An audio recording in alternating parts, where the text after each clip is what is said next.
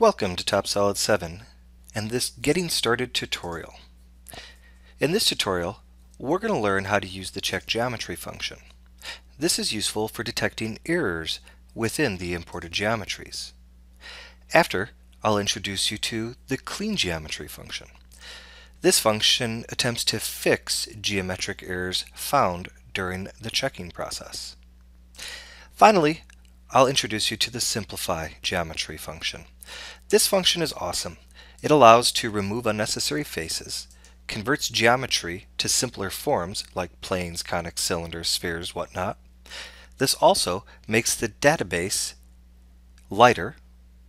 Finally, this makes the geometry easier to work with, makes it measurable, for example. Let's see how it all works. Okay, let's begin by checking the geometry. To do this, you need to be in the Surfacing tab, and then you can go over to this icon bar, click on the black arrow to open it, and go down to Check. So you can also click on the drop-down menu from the Surfacing tab, go down to Healing, and choose Check there as well. Both will get you where you need to be. Next, the function is asking you for the shapes to check. Now if there's only one shape, you can just go select it. If there's a bunch of shapes, it's sometimes simpler just to hit the Select All Shapes button. After you hit the blue arrow to continue. Now in this case, the software found no invalid shapes. If invalid shapes were found, it would list them here. As well, it would go to your Entities Manager and it would create a new folder down here called Invalid Shapes, so that you had a list of everything that you needed to correct. Next, I'm going to introduce you to the clean command. The clean command is very simple. If you have a model that has invalid geometry in it, you run this command next.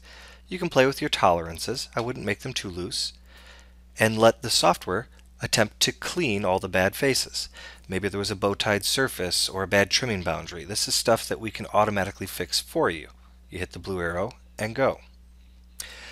Finally, I want to introduce you to the Simplified Command. This is probably one of the coolest features in this tool set.